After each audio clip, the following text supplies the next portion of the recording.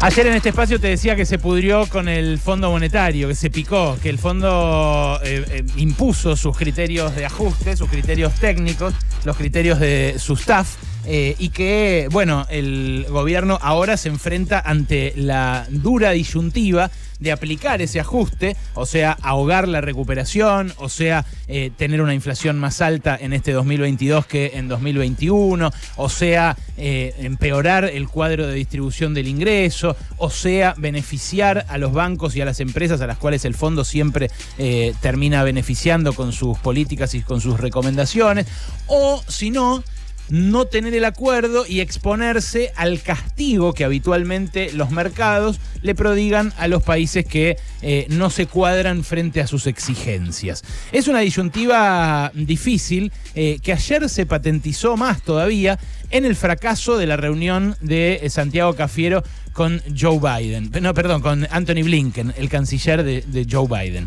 Fue Cafiero para allá como un último intento de ablandar al tío Sam para que interceda ante el Fondo Monetario, que en definitiva es una especie de sucursal, una especie de brazo financiero internacional del propio Tesoro, porque Estados Unidos hace y deshace a gusto, aunque el fondo tenga una pátina, una fachada de organismo multilateral, global, internacional, desde el momento en el que tiene la acción de oro, el poder de veto de su 16% de las acciones, que impide que ninguna decisión se pueda tomar sin él, porque hacen falta el 85% de los votos.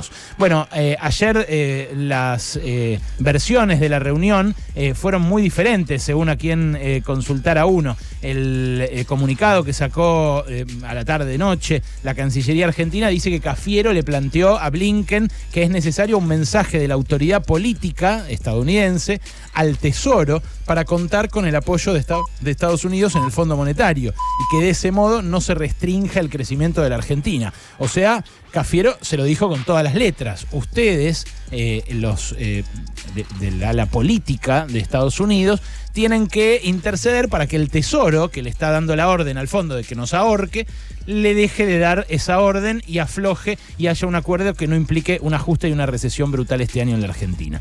El comunicado del Departamento de Estado dice todo lo contrario. Dice: Argentina es amiga y socia, bla, bla, bla. El secretario Blinken escuchó al ministro Cafiero sobre las negociaciones con el FMI y lo animó a poner en marcha un plan económico sólido que devuelva el crecimiento al país. Esto es lo mismo que exige el Fondo Monetario. Y es lo mismo que exige, a mi juicio, con una caradurez increíble, inédita, la oposición de Juntos por el Cambio, que ayer sacó un comunicado diciendo esto mismo, que van a discutir el acuerdo con el fondo cuando haya un plan serio, cuando el gobierno le proponga un plan serio al Fondo Monetario, como si hubiera sido serio el que le propuso Nicolás Dujovne en 2018 a Christine Lagarde y que se cayó a los 3 meses, y que además ese plan tiene que ser discutido transparentemente en el Congreso, como si se hubiera discutido transparentemente aquel acuerdo que Macri nos tiró por la cabeza en una cadena nacional a las 11 de la mañana, no sé si lo recuerdan, porque parece que nos olvidáramos de a ratos.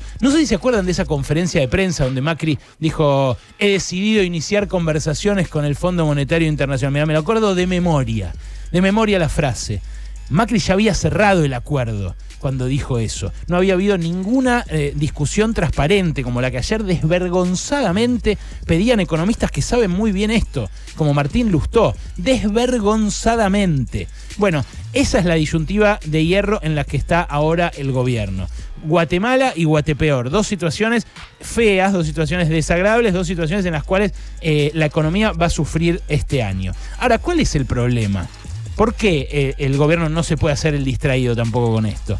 El problema es que desde el principio apostó Alberto Fernández y también Cristina Fernández de Kirchner, porque acompañó, más allá de críticas que hizo por carta epistolarmente varias veces, apostó el gobierno del Frente de Todos al amigo americano.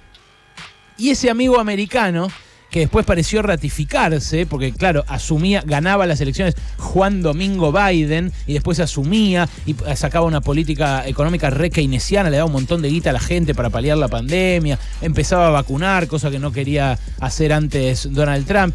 Ese supuesto Juan Domingo, ese supuesto amigo de la Argentina, resulta que está teniendo la misma actitud que Trump.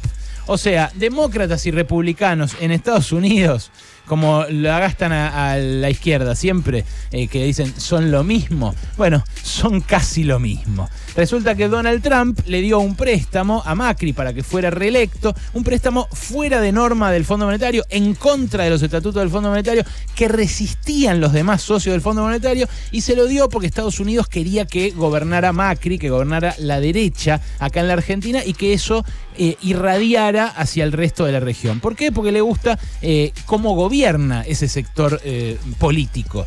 Ese sector político además beneficia permanentemente a los intereses que quiere proteger Estados Unidos. Son los intereses de sus empresas y los intereses de sus bancos. Los bancos hicieron muchísima guita, los de Wall Street con Macri en la primera mitad del mandato. Bicicleta, y cuando se les acabó la fiesta, apareció el Fondo Monetario para salvarlos. A los dos, a los que habían prestado la guita y a los que habían tomado esa deuda. Bueno, el gobierno de Alberto Fernández pudo haber generado durante estos 2 años condiciones para que hubiera una alternativa distinta. Podría haber hablado con Rusia y con China mucho antes. Podría haber hablado con los demás deudores del Fondo Monetario, sobre todo en la pandemia, mucho antes. Ahora va a viajar el presidente a Rusia y a China. Y no sé si es el mejor momento, porque a Rusia están volando antiaéreos británicos, porque mientras Putin pone cada vez más tropas del otro lado de la frontera con Ucrania, y puede haber un enfrentamiento, puede haber una guerra, puede estallar una guerra grosa entre potencias con poderío nuclear en estas próximas semanas. Y en ese contexto uno dice, bueno, ¿tiene sentido alguno aceptar la imposición del Fondo Monetario de un ajuste cuando el mundo está patas arriba, cuando la Argentina también está patas arriba y cuando la verdad ya mucho por perder no queda? Bueno, es una discusión. Es una discusión que está abierta. Ahora, los responsables de haber pensado todo el tiempo en el amigo americano también tienen que dar explicaciones. Porque hay jugadores del gobierno de mucho peso, del gobierno de Alberto Fernández, que todo el tiempo dijeron Estados Unidos va a aflojar. En algún momento Estados Unidos va a aflojar. Y ahora llegó el momento en el cual Estados Unidos no afloja. Y es el Estados Unidos de siempre. Eso es lo que a mí me llama la atención. Ayer creo que les contaba, cuando negociaba el gobierno de Cristina con Estados Unidos por el juez Griesa, que tenía a la Argentina ahorcada en ese momento con los fondos buitre, en un juicio absolutamente ridículo de gente que había comprado por monedas y que hacía juicio por millones de dólares y que después terminó ganando, porque cuando asume Macri lo primero que hace es garparles. Bueno, cuando intercedía el gobierno argentino ante el estadounidense, lo que ellos decían es, bueno, capaz podemos, porque no son tan republicanos como parece, capaz podemos, pero ustedes tienen que alejarse de China, tienen que alejarse de Rusia, tienen que hacer esto, lo otro. Cuando les respondía en ese momento el gobierno, bueno, ustedes igualennos la oferta de los chinos y nosotros rescindimos todos los contratos con ellos, y los norteamericanos decían, no, yo no puedo ponerme a hacer represas ahí, lo que tienen que hacer ustedes es generar clima de negocios. Bueno, ese clima de negocios se generó supuestamente con Macri y así no fue. Pero el interés histórico, si lo mirás en el largo plazo de Estados Unidos, es seguir siendo la principal potencia. ¿Y qué quiere una potencia frente a países que no son potencia, pero que pueden serlo? Como Argentina, porque este no es un país de mierda. Este puede ser una potencia, así como Brasil, así como otros países de desarrollo medio en el mundo. Lo que quieren es que no te desarrolles. Y para eso está el Fondo Monetario.